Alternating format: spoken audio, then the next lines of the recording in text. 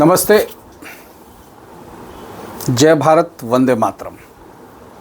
दोस्तों, मैं आपका दोस्त योगी बोल रहा हूं और ये मेरा YouTube चैनल जनगण मन की आवाज़ है, जिसमें हम राजनीतिक, सामयिक और इस तरह की चर्चाएं करते हैं। आज देश पर एक बहुत भयानक खतरा उभर रहा है। पिछले 72 सालों से देश में जैसी राजनीति की जा रही थी, उसका जो परिणाम होना था वो तो हम देख ही रहे हैं। हम किसी खास एक वर्ग को संतुष्ट करके, चूंकि उनका एक वोट बैंक बहुत बड़ा वोट बैंक है, इसलिए उन पर विशेष फोकस रख के बाकी सनातनी और अन्य धर्म वालों को दोयम दर्जे का नागरिक बनाकर कार्य किया जा रहा है। अभी तक मतलब 4-5 साल पहले अब सुनता था मैं, गर्व से कहो हम हिंदू हैं, आरएसएस का नारा था, बजरंग दल का नारा था, तो पता नहीं क्यों कहने में बड़ी झिझक आती थी। लेकिन जब से 2014 के बाद देश का नेतृत्व नरेंद्र मोदी नीत सरकार कर रही है, तब से पता नहीं क्यों एक मन में गर्व का भाव भर गया है कि गर्व से कहो हम हिंदू हैं, सनातनी हैं। एक ऐसा धर्म जिसका न तो शुरुआत पता है और न अंत होना है। सनातन मतलब हमेशा चलने वाला। और इस सनातन के खिलाफ एक से बढ़कर एक साजिशें हो रही हैं। साजिशों का कारण क्या है? साजिशों का कारण यह है कि किसी भी तरह से नरेंद्र मोदी की सरकार को सत्ता से हटा दिया जाए, और इसके लिए सारी ताकतें इकट्ठा हैं। और इन ताकतों में राजनीतिक दल तो सारे शामिल हैं ही, मीडिया का एक बहुत बड़ा वर्ग भी शामिल है। मीडिया के वर्ग की क्या राम कहानी बोलें, अब क्या बोलूं मैं, शब्द मेरे को मिल नहीं रहे। मतलब टुकड़ों पे पलने वाले, खैरात पे पलने वाला एक वर्ग पिछले 72 सालों में सरकारों ने तैयार किया है। इन खैरात वालों को मकान भी दिए गए, किन्हीं को राजनीतिक रूप से उपकृत भी किया गया, पैसा तो मिलता ही है। और सबसे बड़ी ख़ास बात, पत्रकारों ने बहुत एनजीओ बना रखे हैं। एनजीओ का संचालन पत्रकार बहुत करते हैं, और इन एनजीओ के माध्यम से फंडिंग मिलती है, विदेशी पैसा आता है। हालांकि पिछले 2 सालों में नरेंद्र मोदी वाली सरकार ने बहुत सारे एनजीओज़ का FCRA लाइसेंस रद्द करके और उस पर रोक लगाई है, लेकिन अभी ये पर्याप्त नहीं है। और जब से भ्रष्टाचार के विरुद्ध उन्होंने मुहिम छेड़ रखी है, तब से तो विपक्षी पार्टियां, क्षेत्रीय पार्टियां, इवन कांग्रेस, आम आदमी पार्टी ईमानदारी का आवरण ओढ़ के अन्ना आंदोलन के थ्रू ये सोच के आई थी कि हम इसके थ्रू काबिज तो हो जाएंगे, लेकिन काम वही करेंगे। और पिछली सरकारें जैसे अघोषित रूप से करती आई हैं, चाहे बीजेपी की सरकार हो, चाहे कांग्रेस की सरकार हो, चाहे किसी क्षेत्रीय दल की सरकार हो। उत्तर प्रदेश में समाजवादी पार्टी और बहुजन समाज पार्टी का देख लीजिए। मतलब बहुजन समाज पार्टी की सुप्रीमो मायावती को जान से मारने तक की कोशिश की गई थी समाजवादी पार्टी के सुप्रीमो उस समय के मुलायम सिंह यादव द्वारा। लेकिन जब समाजवादी पार्टी सत्ता से बाहर हुई और मायावती की सरकार बनी, तो मायावती ने उनके खिलाफ कोई मोर्चा नहीं खोला। इसी तरह मायावती के खिलाफ मुलायम सिंह यादव ने भी कोई इस तरह का कानूनी कार्रवाई नहीं करी।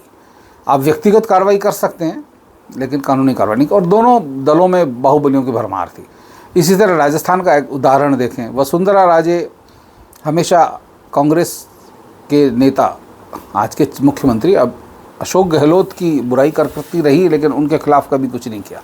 इसी तरह अशोक गहलोत भी वसुंधरा राजे सिंधिया को बुरा कह के सत्ता में आए, लेकिन उनके किसी भी काम की जांच करने का कोई उपक्रम नहीं किया गया। तो इसी तरह का सिस्टम चला रहा था कि हाँ, हम तुम्हारी पीठ खुजाते हैं, तुम हमारी खुजाओ। और राजनेताओं के कोई काम, किसी की भी सरकार हो, कई नेता ऐसे होते हैं जिनका कोई काम नहीं रुकता। व्यापारी वर्ग और अब जो ऑफिसर वर्ग है, वो तो जाके उससे जुड़ ही जाता है। जो सत्ता के साथ होता, सत्ता को सलाम करते रहते हैं। तो इस तरह का सिस्टम जो चला रहा था, तो अरविंद केजरीवाल को इसका बड़ा धक्का लगा। नरेंद्र मोदी के रूप में देश को ऐसा प्रधानमंत्री मिला जो खुद पे तमाम तरह के आरोप लगे, लेकिन वो हमेशा कीचड़ में कमल जैसे खिलता है, वैसे सोने में तप कर कुंदन की तरह निखर कर आए। उन पे व्यक्तिगत रूप से कोई आरोप नहीं लगाया जा सकता और उनकी नीयत पर भी कोई शक नहीं किया जा सकता। देश की जनता को उन पर भरपूर विश्वास है। इस विश्वास पे कैसे दाग लगाए जाएं, इसकी कोशिश राहुल गांधी बहुत बार संसद में, संसद से बाहर, यूरोप में जाके करते हैं और विपक्षी पार्टियां करती हैं। इन दिनों एक नया जाल बुना जा रहा है, क्योंकि नरेंद्र मोदी के नाम पर अगड़े पिछड़े बहुत सारे सनातनी और हिंदू इकट्ठे हो गए हैं। पिछले 2 चुनावों में देख लो आप, लोकसभा चुनाव में उन्होंने किसी भी मुस्लिम उम्मीदवार को सांसद में टिकट नहीं दिया, बावजूद इसके वो दोनों बार बहुमत से सत्ता में आए हैं। और ये झटका ये विपक्षी दल बर्दाश्त नहीं कर पा रहे, तो कैसे भी करके उल्टा सीधा करके और कोशिश कर रहे हैं कि सनातन और हिंदू को कैसे भी तोड़ा जाए। अब तक आपने देखा होगा, इतने सालों से मैं भी देखता हूँ, अलग अलग समाज बने हुए हैं। अग्रवाल समाज, खंडेलवाल समाज, ब्राह्मणों में भी कम से कम 5 तरह के समाज, राजपूतों में भी 3-4 तरह की कैटेगरियाँ, और इधर सैनी समाज, जाट समाज, दुनिया भर के लोग, जैन समाज, सिख समाज, सब पूरा तोड़ा गया है। आप सोचिए, सिख धर्म गुरु गोविंद सिंह जी ने जब अंतिम गुरु थे, उन्होंने खालसा पंथ की स्थापना करी। कैसे करी? अलग अलग हिंदू लोगों के बड़े घरों से बच्चे बुलाए और उनको पंज प्यारे की जो आपने कहानी सुनी होगी, मैं कभी विस्तार से बताऊंगा इस बारे में, यूँ करके। और उस समय ये प्रचलन था कि हिंदू धर्म मानने वाले हिंदुओं के घर के सबसे बड़े बेटे को सिख बना दिया जाता था। सिख मतलब 5 ककार वाला, केश, कृपाण और सेंट सोल्जर, एक्चुअली संत सैनिक, संत भी होता था और सैनिक भी होता था। तो ये चीज़ें उनको बताई जाती थी, लेकिन धीरे धीरे धीरे करते करते कालांतर में अंग्रेज़ों के टाइम से ये चालू हुआ और कांग्रेस ने इसको पूरी हवा दी और एक अलग धर्म खड़ा हो गया। जो पंथ है उसको एक धर्म के रूप में इस्टेब्लिश कर दिया गया। और अब तो पता चल अनुसूचित नहीं बात करते, अल्पसंख्यकों में उनकी गिनती होती है, जबकि कोई धर्म नहीं है। हिंदुओं के बड़े बेटे खाली मुग़लों और मुग़ल अत्याचारियों के आतताइयों के आक्रमण से बचने के लिए सिस्टम चलाया गया था।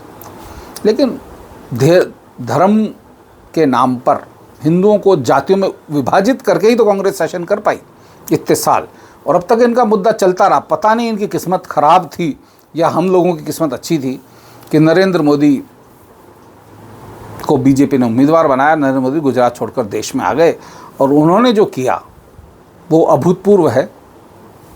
उनके हाथों में देश बहुत सुरक्षित है और उन्होंने भ्रष्टाचार के खिलाफ जो मुहिम छेड़ दी, तो मान लो मधुमक्खी के छत्ते में हाथ डाल दिया। अब सब लोग भ्रष्टाचार करके, आप बहुत से नेताओं को ऐसे जानते होंगे, मैं बहुत से ऐसे नेताओं को जानता हूँ। राजस्थान के एक मंत्री हैं जो प्रताप सिंह खाचरियावास, नाम ले देता हूँ, कोई बुरी बात नहीं है उसमें। मैं जब कॉलेज में पढ़ता था, मैं उनसे सीनियर था, और वो बस में लटक के आया करते थे, टी शर्ट पहन के, चेक वाली टी शर्ट, क्रीम कलर की उनकी निशानी होती थी। उन दिनों देवराला का एक सती आंदोलन चल रहा था, सतियों के खिलाफ, सती हुई थी एक राजपूत महिला, तो उसके समर्थन में उनके पर्चे भी छपे थे, बहुत प्रचार किया था। और प्रताप सिंह खाचरियावास एक्चुअली भारत के पूर्व उपराष्ट्रपति और राजस्थान के राज्यपाल रहे, बहुत कद्दावर नेता, भैरों सिंह शेखावत का गांव है, वहीं कहते भैरों सिंह शेखावत के रिश्तेदार भी हैं, शायद उनके चाचा जात भाई के बेटे हैं। लेकिन पॉलिटिक्स में जब उतरे, फिर बाद में राजस्थान यूनिवर्सिटी के जब अध्यक्ष का चुनाव लड़ा और जीते, तब उनके पास अचानक एक गाड़ी आके खड़ी हो गई, स्कॉर्पियो जैसी बड़ी गाड़ी, और उसके बाद तो फिर पता नहीं क्या होता रहा। तो मैं कई बार देखा हूँ, बहुत सारे पॉलिटिशियंस को जानते होंगे जो होते कुछ नहीं है। लालू प्रसाद यादव गाँव में चराते चराते आज अरबों के मालिक हो गए। अब इनके पास पैसा कहाँ से आता है, क्या बिजनेस है इनका, किसी ने पूछा कभी? तो भ्रष्टाचार नहीं तो और क्या है? कहीं तो किया होगा, कुछ तो किया होगा आपने।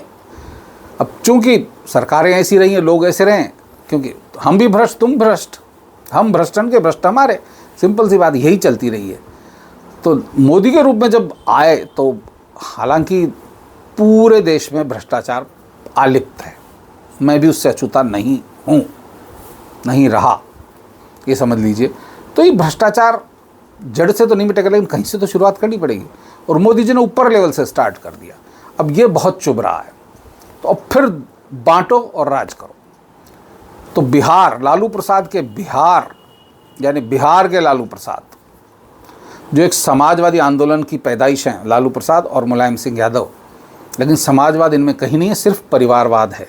अपने परिवार को बढ़ावा दिया उन्होंने जब तक राज किया, और यही इनका काम चलता रहा।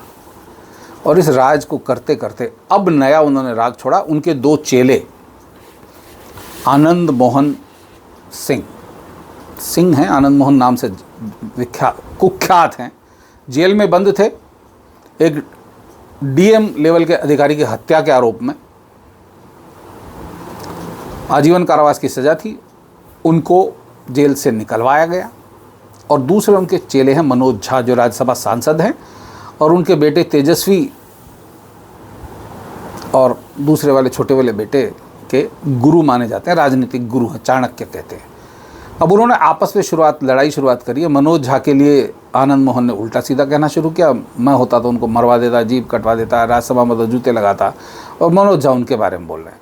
ये छेड़ के जब ट्विटर पे या सोशल मीडिया पे इस तरह की वार छेड़ी गई, तो समर्थक, चूँकि हमारी तो आदत ख़राब है, हम तो जातियों के नाम पर बटे हुए हैं, हम तुरंत राजपूत आनंद मोहन के साथ हो गए और ब्राह्मण लोग मनोज झा के साथ हो गए, आपस में झगड़ा टंटा चालू हो गया। अब ये लहर इन्होंने देखा, लालू प्रसाद यादव की सोची समझी चाल है कि कैसे भी इनको बांटोगे तभी सत्ता मिलेगी। लेकिन वो ये नहीं जानते कि नरेंद्र मोदी देश के मानस में गहरे बैठे हुए हैं, उस लेवल तक वो कुछ भी नहीं कर सकते। और एक बात और दाद देनी पड़ेगी नरेंद्र मोदी की, हर चीज़ बहुत ठंडी करके बहुत सब्र से खाते, इसका कोई मुकाबला नहीं। कई बार हमें आक्रोश होता है कि ऐसा हो गया, मोदी जी कुछ नहीं कर पा रहे, उनके अमित शाह कुछ नहीं कर पा रहे।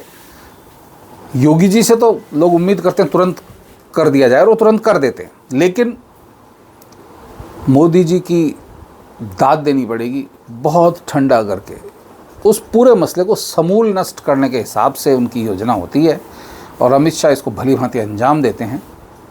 तो मैं देशवासियों से अपील करता हूं कि वो इस गोरख धंधे में, इनके फैलाए हुए जाल में ना फंसे, जातियों में ना बंटें, इकट्ठे रहें। सनातन समाज इस देश की बहुत बड़ी ज़रूरत है, और पूरे विश्व को गुरु बनाने के लिए सबसे आगे वही रहेगा। इसमें यह नहीं कि मैं ब्राह्मण में ऊंचा हूँ, मैं क्षत्रिय में ऊंचा हूँ, मैं वणिक हूँ, मैं ऊंचा हूँ, ना, ऐसा। यहाँ काम से बटे हुए हैं। आज अगर मैं लिखन पढ़न के काम में हूँ तो ब्राह्मण का काम करूँगा, अगर मैं व्यापार करूँगा तो मैं व्यापारी वर्ग में आ जाऊँगा, और अगर मैं क्षत्रिय से रिलेटेड काम करूँगा, सेना में भर्ती हो जाऊँगा तो मैं क्षत्रिय हो जाऊँगा, और अगर मैं और दूसरे काम करने लग जाऊँगा, खेती बाड़ी, तो मैं शूद्र वाली श्रेणी में आ जाऊँगा, जिसको लोग कहते हैं पिछड़े हुए। तो इससे कोई फ़र्क नहीं पड़ता, आप जैसा काम कर रहे हैं उससे आपकी जाति तय होनी चाहिए, होती नहीं है। हम जन्म से जाति के उसमें रहते हैं। तो जातीय रूप में आप ना बटें, इकट्ठे रहें, देश के बेहतर भविष्य के लिए बहुत ज़रूरी है। जय हिंद, जय भारत।